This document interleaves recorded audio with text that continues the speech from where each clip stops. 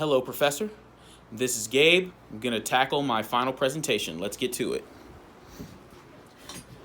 So what I'm dealing with today is how the Academy Awards and the Black struggle and how they equate to each other.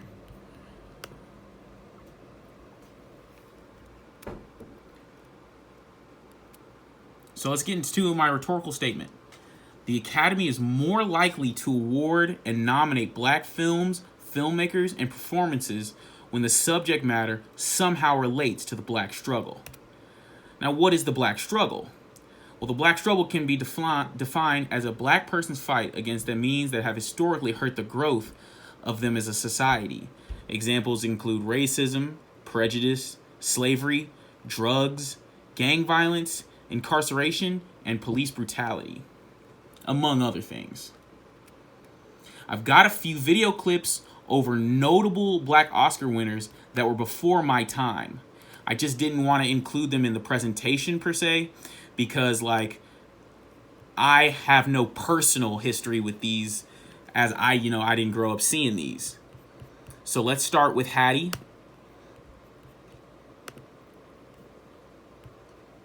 For her win in 1939.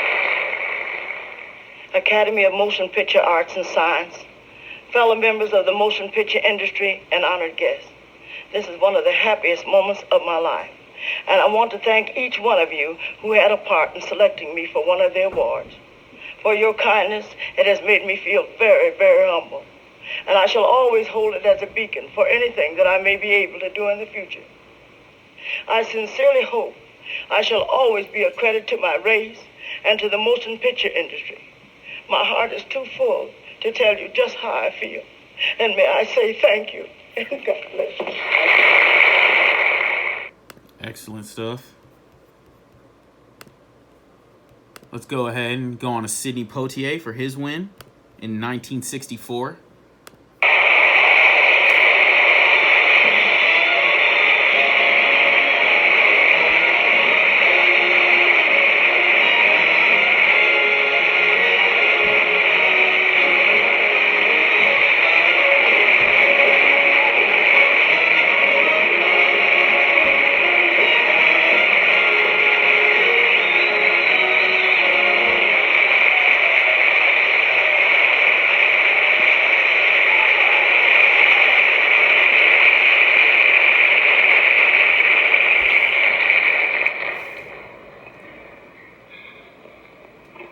Because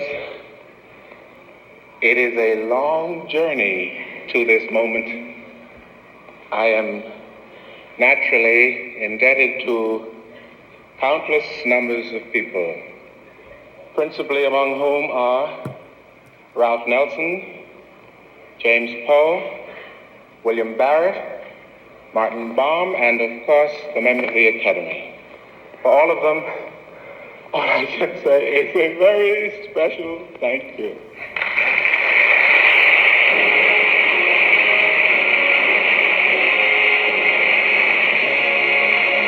Okay.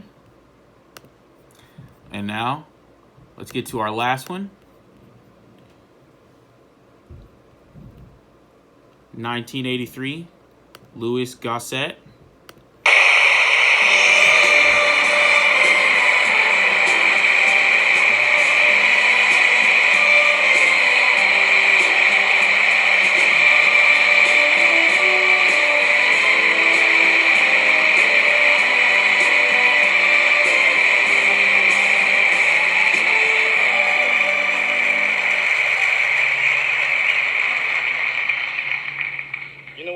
Speech, it's no use because it's all gone. I tried to get my kid to come up here to share this with me, but there are some special people I would like to share this with.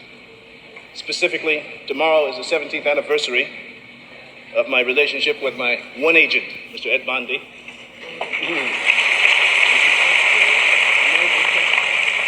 They say marriages don't last.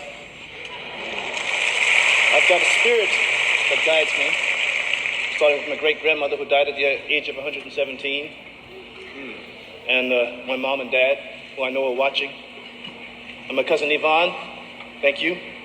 You make everything fall into place. And all you other 4 guys, this is ours. Thank you. Excellent.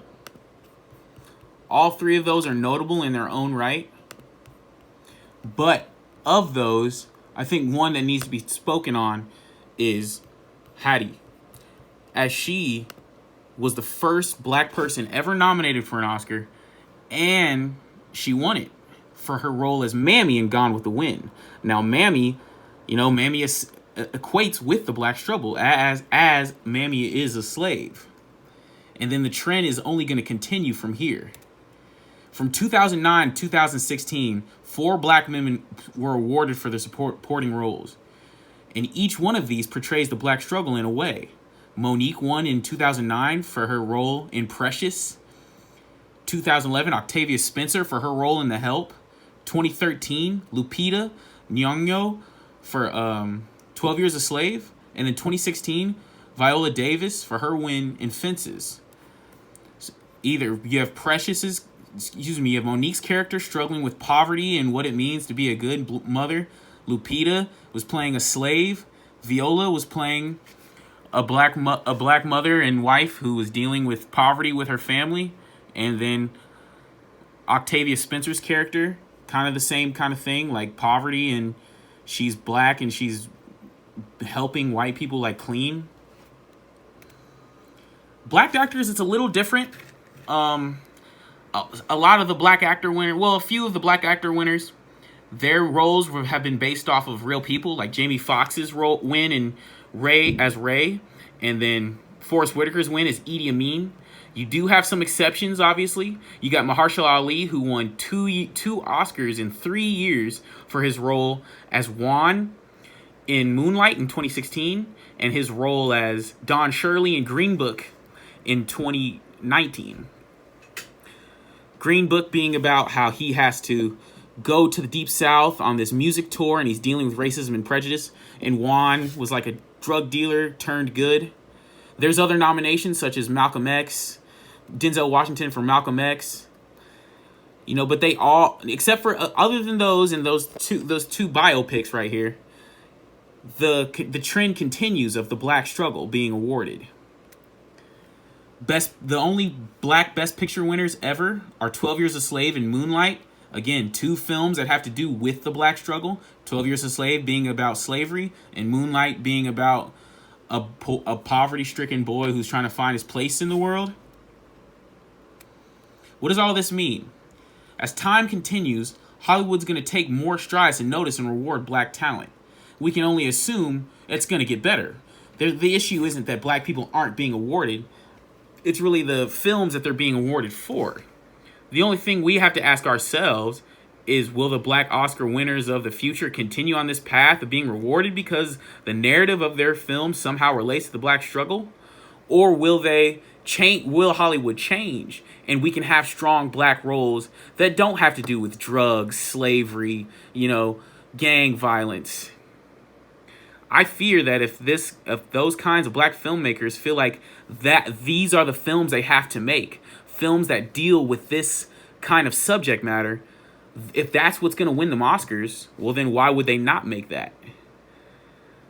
I feel like it's going to be on to the next generation for us to make films that have strong black characters that aren't, let's go back to that one slide, that identifies the black struggle. If we, as the next generation of filmmakers, make films that narratives aren't based off of racism and prejudice and characters that aren't slaves and aren't dealing with drugs, there's no reason why we can't. And there's no reason why those films will not ever be noticed. Thank you. This has been the Academy Awards and the Black Struggle. Hopefully things will get better, but only time will tell.